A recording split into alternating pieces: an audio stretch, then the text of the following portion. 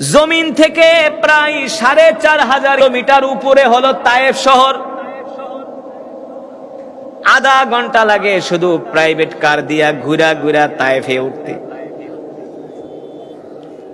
তায়েফের আলো বাতাস এত সুন্দর, তায়েফের আবহাওয়া এত সুন্দর, কলিজা শীতল হয়ে যায়।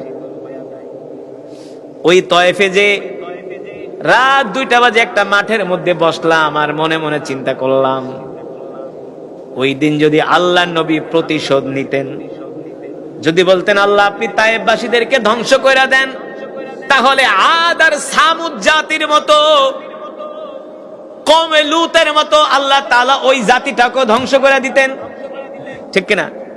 আজকে সেই তায়েফ শহর থাকতো না, হয়তোবা মাটির নিচে দেবে যেত। কিন্তু আল্লাহ রাসূল কতটা দ্বীনের জন্য ধৈর্য ধরছে, কতটা সবর করছে, প্রতিশোধ নেয় নাই, তাদের জন্য দোয়া করছে। কিন্তু আমরা সেই রাসূলের উম্মত, আমাদের মধ্যে শুধু প্রতিশোধ আর প্রতিশোধ। কেউ একটা গালি দিলে আমরা আরো 10টা দেই, কেউ আমাকে এক থাপ্পড় মারলে আমি তাকে রান্দাও নিয়ে যাই কোবাইতে, আঘাত করতে, ঠিক কিনা বলেন? সেই তায়েফ রাত 2টা বাজে আমি একটা ফলের দোকানে গেলাম। ওই ফলের দোকানে কম হলেও কয়েকশো আইটেমের ফল আছে। ফলের দোকানে অনেক বাংলাদেশিরা চাকরি করে, আমাকে দেখে চিনা ফেলাইছে, বলে হুজুর আপনি তো আমাদের দেশের হুজুর, সব সময় আপনার তেলাওয়াত শুনি। ওই দোকানের মালিক ছিলেন এক ইয়ামানি। ইয়ামানিকে আমার তেলাওয়াত যখন দেখাইলেন, ইয়ামানি তো তেলাওয়াত শুনা হতবাক, বলে এই হযরত আমার দোকানে আসছে রাত 2টা বাজে, বলতেছে হযরত যা লাগে দোকানের ফল নিয়ে যান, যত লাগে নিয়ে যান, যত খাইতে পারেন নিয়ে যান। আমি জিজ্ঞেস করলাম ভাই এত ফল এগুলা কি দেশের বাইরে থেকে আসছে? বলে না, সব তায়েফের মাটিতে এই ফলগুলো হয়েছে। আল্লাহ রাসূল সেই দিন প্রতিশোধ নেন নাই, প্রতিশোধ নিলে আজকে তায়েফে মানুষই থাকতো না, ঠিক না? ফল তো দূরের কথা, সেই তায়েফ থেকে আল্লাহর নবীকে পাথর মেরে রক্তাক্ত করে মক্কার কাফেররা বিতাড়িত করলেন। আল্লাহর নবী মক্কায় চলে আসলেন।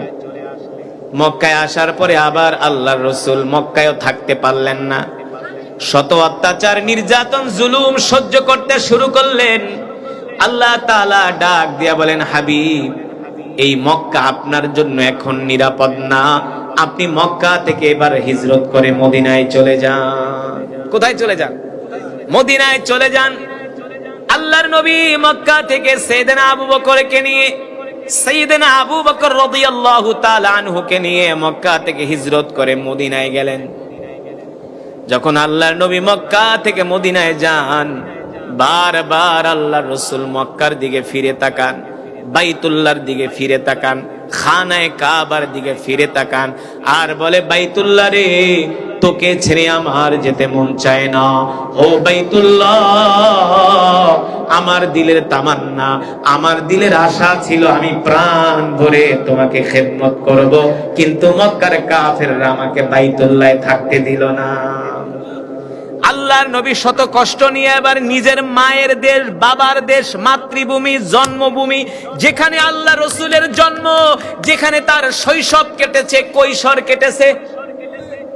চিন্তা করে আপনাকে যদি আপনার বাপ দাদার বিড়া থেকে বিতাড়িত করে কেমন লাগবে? কেমন লাগবে? একটারও কি আস্থা রাখবেন? একটারও আস্থা রাখবেন? যদি বলে তুমি তোমার বাপ দাদার বিটা থেকে চলে যাও, বলবেন জীবন দিয়া দিমো, সবগুলারে শেষ করে ফেলামো, তারপরেও যাব না। কথা বলেন। কিন্তু আল্লাহর নবী কেমন দয়ার নবী ছিলেন, মায়ার নবী ছিলেন। এবার মক্কা থেকে মদিনায় যান, বারবার বাইতুল্লাহর দিকে ফিরে তাকান। আল্লাহর নবীর কষ্ট দেখা আল্লাহ তাআলা সহ্য করতে পারলেন না, ডাক দিয়া বলে, হাবিব কষ্ট পাবেন না, এই যাওয়া শেষ যাওয়া না, আর কিছুদিন পরে আমি আল্লাহ মক্কার ক্ষমতা আপনার হাতে উঠাইয়া দিব, আপনি হবেন মক্কার প্রেসিডেন্ট। আল্লাহু আকবার বলবেন না? আপনি হবেন মক্কার শাসক। আজকে যারা আপনাকে অত্যাচার করছে, আগামীকাল তারা আপনার ভয়ে ঘরের মধ্যে দরজা লাগায় পালায়া আপনার কাছে আত্মসমর্পণ করবে। ক্ষমতার মালিক আল্লাহ, ক্ষমতার মালিক আল্লাহ, ঠিক কিনা বলে? এই রাজত্বের মালিক আল্লাহ, কিন্তু কিছু মানুষ বুঝি ক্ষমতা পাইলে অন্ধ হয়ে যায়, ক্ষমতা পাইলে মনে করে আমি সব, আসলে তুমি কিছুই না। আল্লাহ চাইলে তোমাকে ক্ষমতার মালিকও বানাইতে পারে, আল্লাহ তাআলা চাইলে তোমার গলায় ফুলের মালা দিতে পারে, আবার আল্লাহ তাআলা চাইলে তোমার মালা গলার ভিতরে জুতার মালাও দিতে পারে। ঠিক কিনা বলে? এগুলো মানুষের বোঝা উচিত। মানুষ বোঝে না,